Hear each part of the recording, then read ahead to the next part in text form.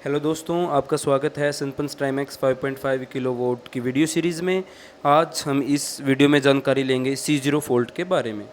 दोस्तों, सबसे पहले आपको जो इन्वर्टर के लेफ़्ट साइड में QR है उसको स्कैन करना है। उसको स्कैन करने के बाद आप यूज़र मैनुअल PDF के पेज नंबर 31 पर आएंगे, जहां पे आपको C0 फोल्ट दिखाई दे रहा होगा। C0 फोल्ट जिसका मतलब है PV अवर करंट फोल्ट, यानी इन्वर्टर को सोलर पैनल से आने वाला करंट उसकी सुरक्षित सीमा से ज़्यादा दिखाई दे रहा है। सरल भाषा में समझे तो सोलर साइड से इतना ज़्यादा करंट आ रहा है जिससे इन्वर्टर सुरक्षित रूप से हैंडल नहीं कर सकता, और हार्डवेयर को नुकसान से बचाने के लिए इन्वर्टर प्रोटेक्शन एक्टिवेट कर देता है। और जो आपको ये डिस्प्ले दिखाई दे रही है, इस पर आपको C0 फोल्ट दिखाई देता है। दोस्तों, अब बात करते हैं कि C0 फोल्ट के कुछ प्रमुख कारणों की। सबसे पहले सोलर पैनल्स की गलत कॉन्फ़िगरेशन। यह फील्ड में सबसे कॉमन कारण है। कई बार इंस्टॉलर पैनल को गलत तरीके से पैरेलल कनेक्ट कर देते हैं, जिससे पीवी करंट अचानक बढ़ जाता है और इन्वर्टर की करंट लिमिट क्रॉस हो जाती है। परिणाम में आपको C0 फोल्ट देखने को मिलता है। दूसरा कारण, बहुत ज़्यादा पैरेलल स्ट्रिंग्स। सोलर सिस्टम में जितने ज़्यादा स्ट्रिंग्स पैरेलल होंगे उतना ज़्यादा करंट बनेगा। अगर इन्वर्टर की पीवी करंट लिमिट का ध्यान नहीं रखा गया तो ओवर करंट कंडीशन बन सकती है।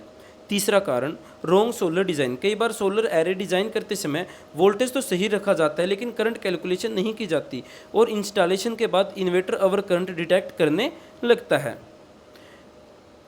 चौथा कारण, PV wiring fault. Solar wiring में short circuit, damaged MC4 connector या इनकरेक्ट कनेक्शन भी एबनॉर्मल करंट कंडीशन पैदा कर सकते हैं।